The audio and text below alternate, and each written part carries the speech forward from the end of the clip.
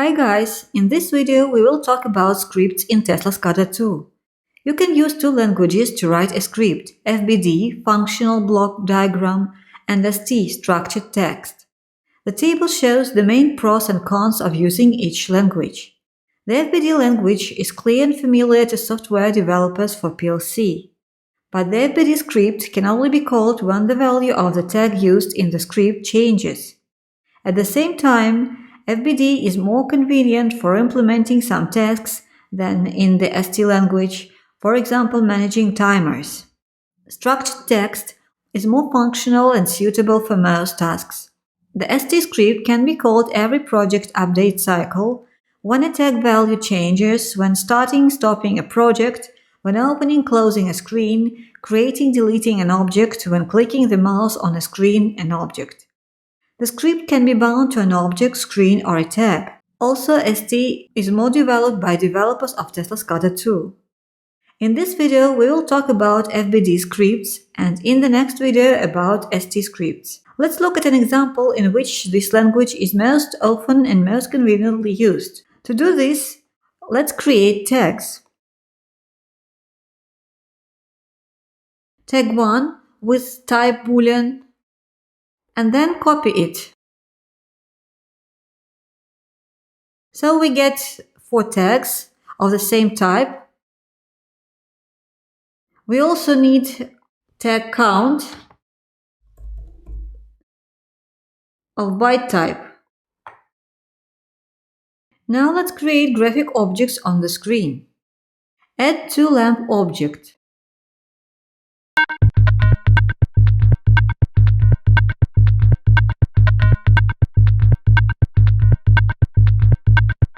Bind the indicator property to tag 1 and fill in the fill color property. Choose tag 1, set value 0, compression type equal, color true red,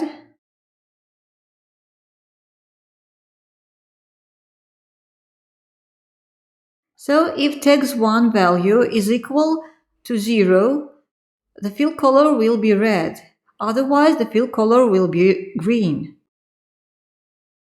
Now we need to duplicate this object. Change text and bind tag 2 using drag and drop. We also need a button to switch the state of the first object. Let's add it.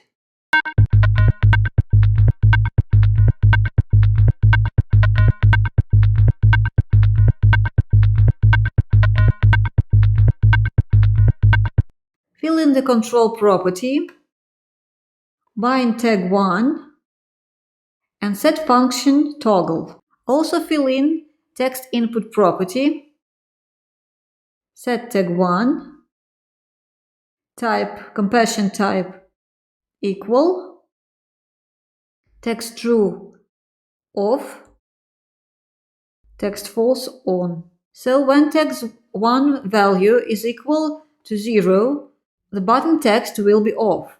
Otherwise, the button text will be on. And also set the fill color property.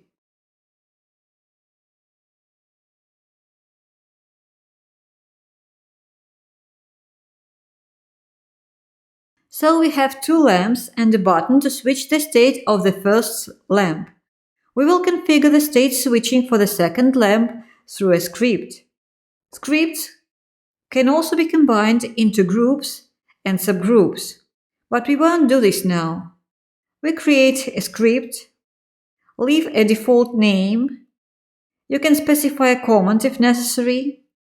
Set the background color of the screen for developing a script. This does not affect script execution. Select script type, general, and select language, FBD, and dimension of the screen.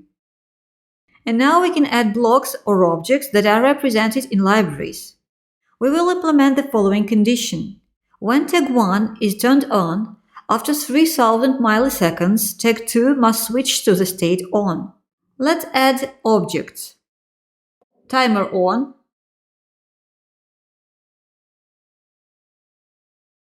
input tag,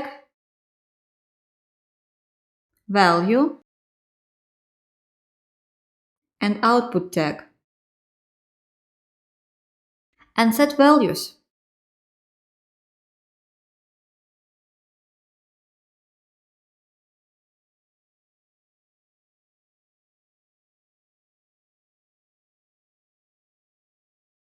Thus, in the input, the timer receives the value from tag 1, takes the set value of 3000 milliseconds, and sends the on command to tag 2 at the output. Let's test it. Let's open the screen, save, and run simulation.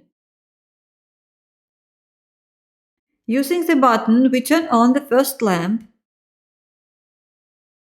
and as you can see, after 3 seconds, the second lamp became on.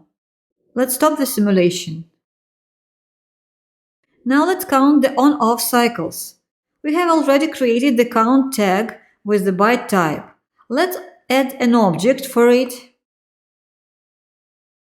Let it be text edit field.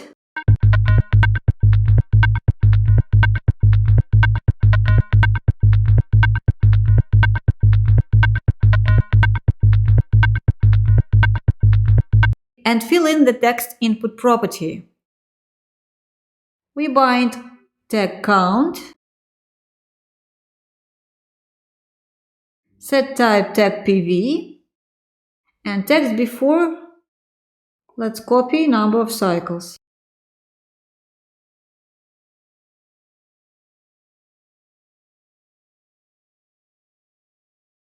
So in this way we will display the number of cycles. Let's go to the script. Let's add new object. Counter,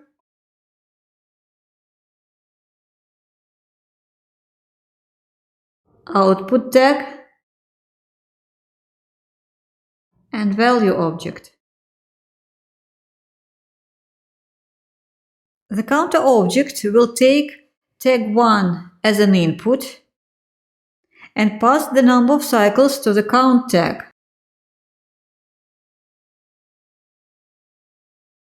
And we'll limit the counter to the value 3.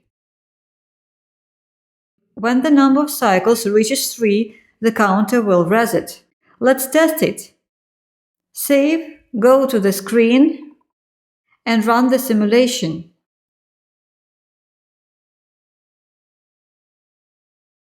We display the number of switching cycles,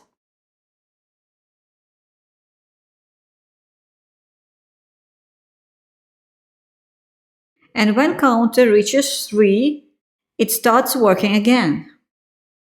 Let's stop simulation and add a new lamp that will turn on when the number of turn-on cycles of the first lamp reaches 3. Duplicate this object, set text, and bind text 3. Now let's move on to the script. Let's add new object. Equal from compare library. Input value and output tag.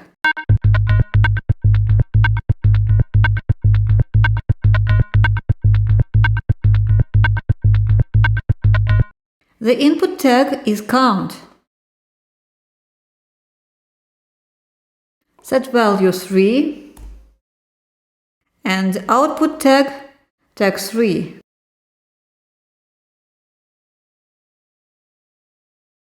Let's test it. Save, open screen, and run simulation.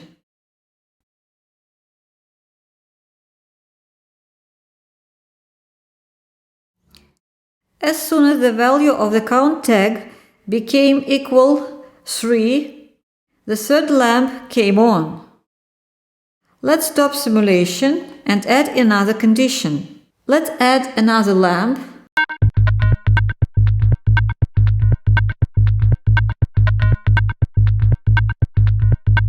After turning on the first lamp, The fourth one will turn on at intervals of 2 seconds. Let's implement this in a script. Let's add object, multi-vibrator,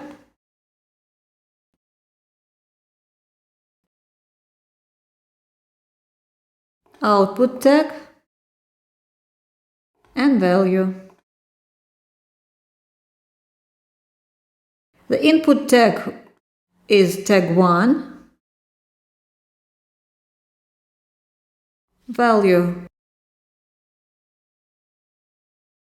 and the output tag is tag 4.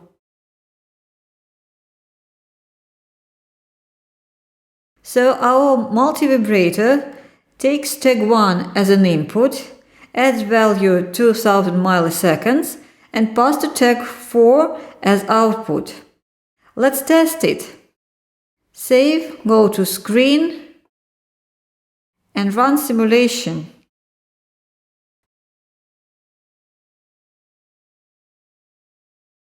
We turn on tag 1 and observe the fourth lamp.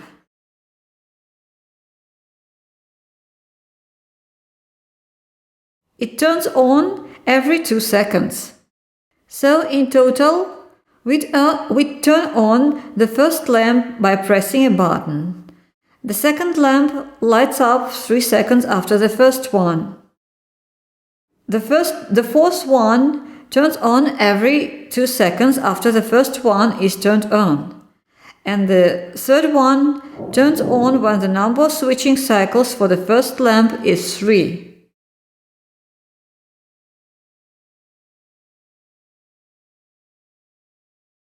This condition can also be implemented on the controller, but in some cases this needs to be done at the SCADA system level. That's all. If you have any questions, do not hesitate to contact us by email or in our forum. Subscribe to our channel so you don't miss new videos. Thank you for watching.